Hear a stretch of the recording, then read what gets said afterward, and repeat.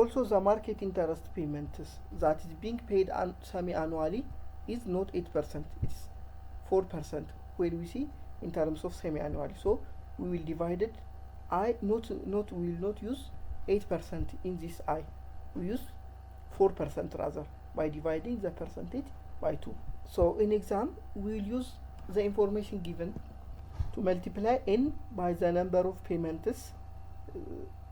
In this case, semi-annually, so we will multiply n by 2, which is 10 by 2, which becomes 20.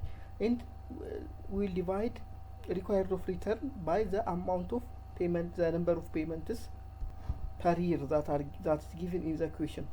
So in this case we divide it by 2, which is 8% divided by 2, 4%.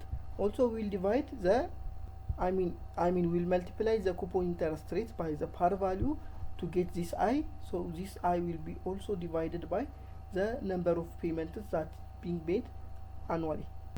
This is in the case of the equation is given in other forms. That's why I gave you some example with this. But now we are given with annually payment. So for the annual payment, it will be simple. We should not have to go to all of these calculations. So let's proceed to do this. So our main is our objective is what will happen when the coupon interest rate is greater than the required rate of return.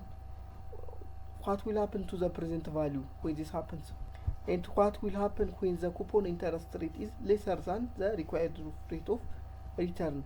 And what will happen to the present value of this bond? So for this question, I just calculated the present value for the maturity payment, which is 1 million.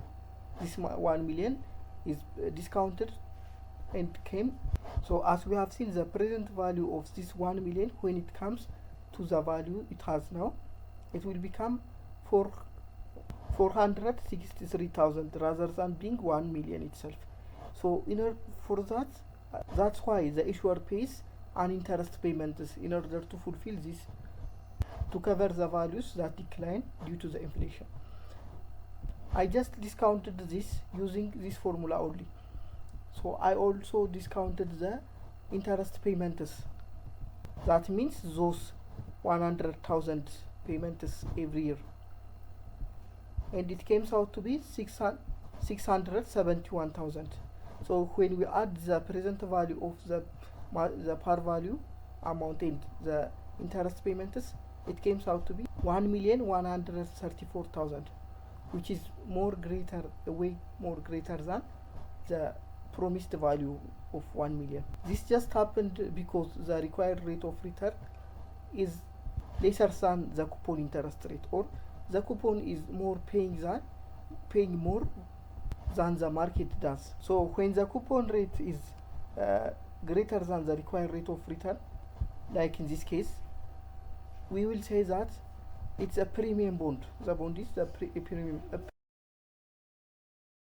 So what we conclude from this is, if the coupon interest rate is greater than the required rate of return or the market interest rate, we call the bond as a premium bond.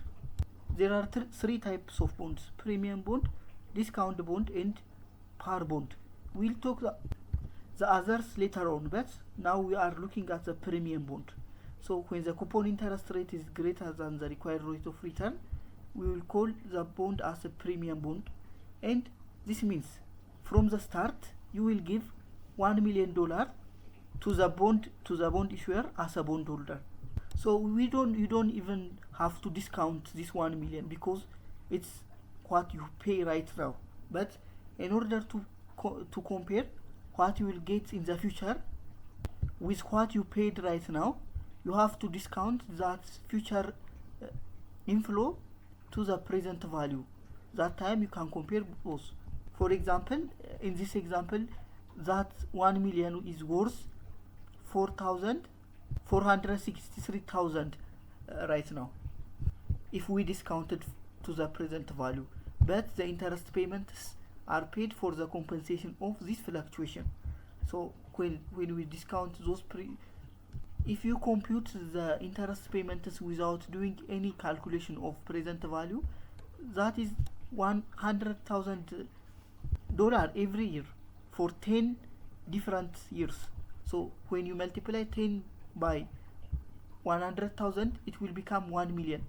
So even the interest payment is also 1 million. However, when you discount the interest payments, it became 671,000. But why this difference happened? Because the maturity is also 1 million, the total interest payments are also 1 million, but the interest payments are paid annually.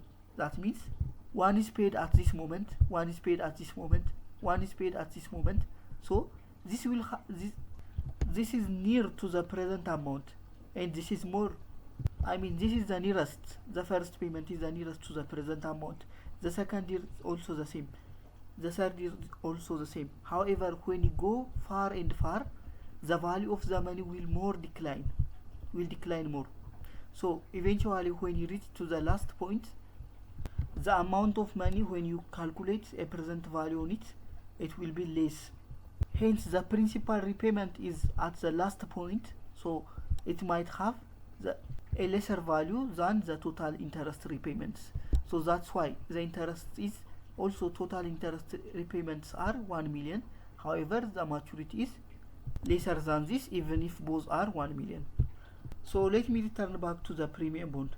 When the holder gives one or pays right now at this time $1 million and receives 1,134,000 worth of discounted payments tomorrow, that means at this point, at the 10th year, he will collect this much amount of money. In reality, what he will collect is those 1 million total repayments and the last $1 million amount at the last point. If we add them without calculating a time value of money, it will become 2 million. However, when you apply the time value of money on it, it means the value will be comparable to the present value. It will be comparable with what you pay. What you will get will be comparable with what you paid right now.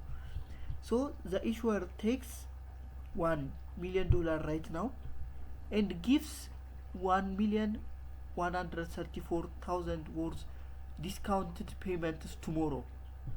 When I say tomorrow, the principal repayments and the interest payments. So if the amount be greater than 1 million, we call the bond as a premium bond. This will only happen when the coupon interest rate is greater than the required rate of return.